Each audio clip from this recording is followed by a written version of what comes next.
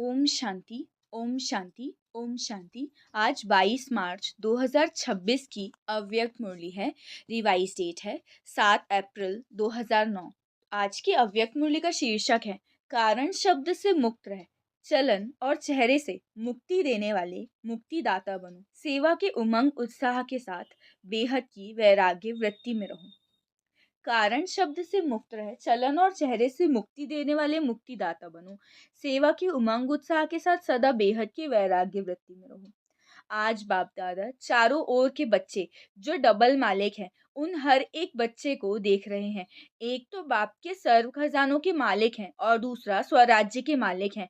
दोनों मालिकपन हर बच्चे को बाप द्वारा मिला हुआ है। बालक भी है और मालिक भी है। मेरा बाबा कहा और बाप ने भी मेरा बच्चा कहा, तो बालक और मालिक दोनों अनुभव हैं। आज बहुत बहुत बच्चे आए हैं।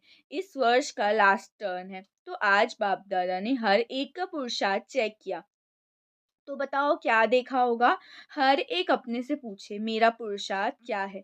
बाप दादा सभी बच्चों को देख खुश भी हुए, लेकिन एक आश बाप की है। बताएं वो क्या है?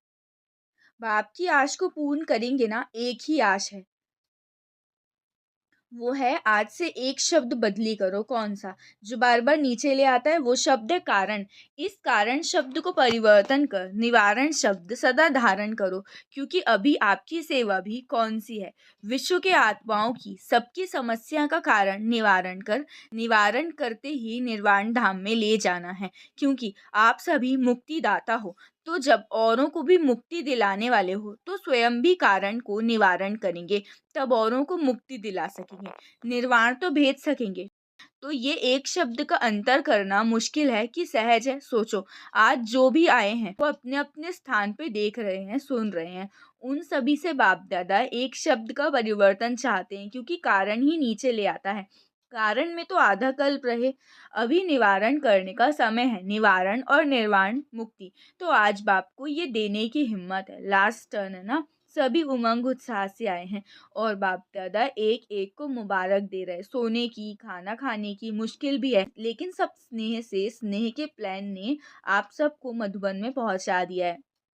बाप दादा हर एक का स्नेह देख हर एक को पद्म गुणा दिल का स्नेह दे रहे हैं, लेकिन स्नेह में आप क्या करते हो? जिससे स्नेह होता है ना, उसको स्नेह में सौगात भी दी जाती है। तो आज बाप दादा सौगात में ये कारण शब्द लेना चाहते हैं। ये आज बाप दादा की पूर्ण करनी है ना, फिर हाथ उठाओ, यहाँ ही छोड़कर जाना है। यहाँ गेट से निकलो तो कारण शब्द समाप्त हो, गलती से आ भी जाए तो भी बाप को दी हुई चीज अमानत है। तो अमानत में क्या किया जाता है? तो वापस लिया जाता है। तो सभी ने दृढ़ संकल्प किया। कितना किया? हाथ फिर से उठाओ। अभी बहुत अच्छा। अब बाबा ने कहा है तो अब आप मुक्तिदाता हो, मुक्ति देने वाले। तो जब आप पहले एक शब्द से मुक्त बनेंगे ना, तभी सबको मुक्ति दे सकेंगे। बाबा यही चाहते, अभी इस वर्ष का होमवर्क यही है कि मुझे मुक्ति दिलाना, क्योंकि समस्याएं दिन प्रतिदिन बहुत बढ़नी है। तो समस्या समाधान रूप में बदल जाए। मेहनत और समय समस्या निपटाने में नहीं लगे। क्या आपको अपने भक्तों की और समय भी पुकार सुनाई नहीं देती? तो अभी समय अनुसार क्या परिवर्तन करना आवश्यक है, क्योंकि अभी हर एक को अनुभवी मूर्त बन कोई ना कोई अनुभव कराने की आवश्यकता है। तो बाबा अभी चाहता है कि आप सबका चेहरा चलन ऐसा स्पष्ट दिखाई दे कि ये मुक्तिदाता के बच्चे मुक्ति देने वाले हैं। आपके मस्तक से चमकते हुए सितारे का अनुभव हो, सिर्फ सुनाने से नहीं, लेकिन चेहरे से ही अनुभव हो, क्योंकि अनुभव नजदीक ले आता है। तो ये अनुभव चेहरे और चलन से दिखाओ। तो बाप दादा अभी बच्चों से यही चाहते कि अनुभव की स्थिति में स्थित रहे, नैनों से, मस्तक से कोई ना कोई शक्ति का अनुभव कराओ। सुनी हुई बात सुनने के समय अच्छी लगती है, लेकिन फिर कोई समस्या आती है तो भूल भी जाते हैं, लेकिन अनुभव जीवन भर भूलता नहीं है। बाप दादा ने एक कारण देखा, रिजल्ट भी देखी। एक रिजल्ट देख बहुत बहुत मुबारक दी।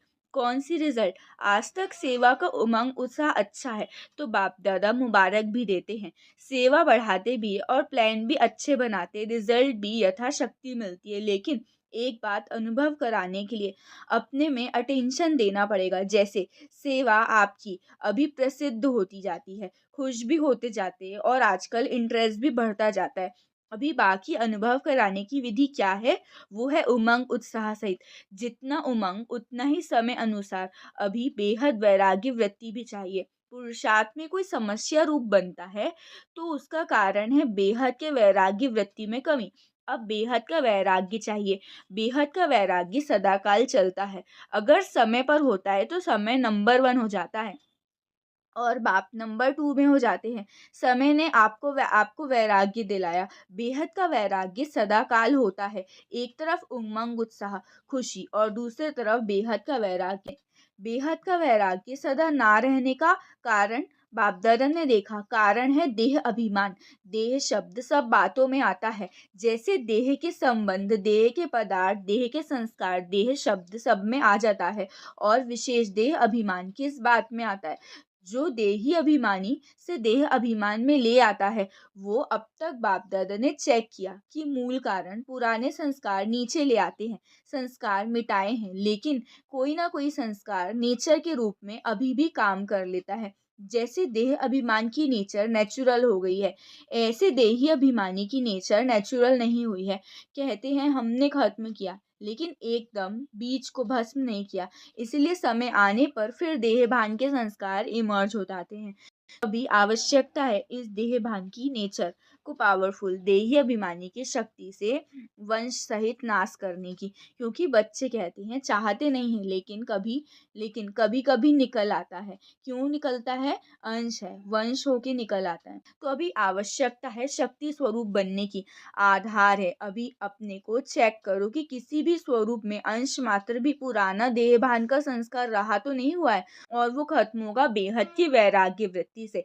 सर्विस देख सुन बाप दादा खुश होते हैं, लेकिन अब बाप की यही चाहना है कि जैसे सर्विस की फलक झलक अब लोगों को दिखाई देती है, अनुभव होता है सेवा का, ऐसे बेहद की वैराग्य वृत्ति का प्रभाव हो। क्योंकि आजकल सेवा द्वारा आपकी प्रशंसा बढ़ेगी, आपकी प्रकृति दासी होगी, अनुभव करेंगे, साधन बढ़ेंगे। लेकिन बेहद की वैराग्य वृत्ति से साधन और साधना का बैलेंस होगा।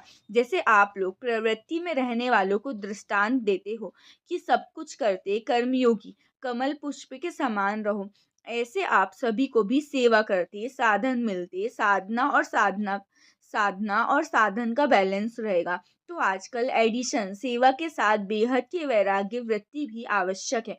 चलते फिरते भी अनुभव करें कि विशेष आत्माएं सिर्फ योग में बैठने के टाइम नहीं, भाषण करने के टाइम नहीं, लेकिन चलते फिरते भी आपके मस्तक से शांति शक्ति खुशी की अनुभूति हो। क्योंकि समय प्रति समय अभी समय बदलता जाएगा।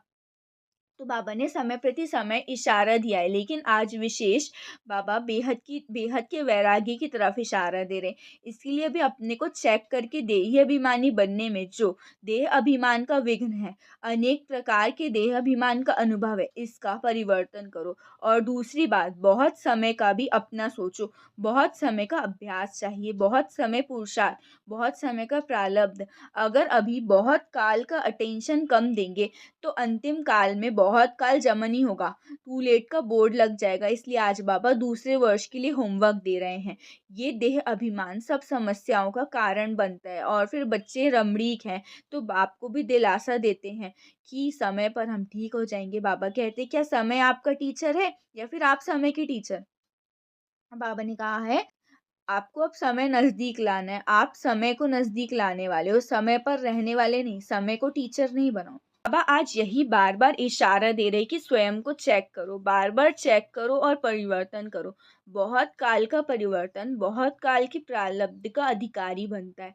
तो कोई बच्चा चाहे अब तक ढीला ढाला पुरुषार्थी हो, लेकिन लास्ट नंबर वाले बच्चे से भी बाप का स्नेह है। स्नेह तब तो बाप का बना जब बाप को पहचाना। मेरा बाबा तो कहता है इसीलिए समय पर नहीं छोड़ो।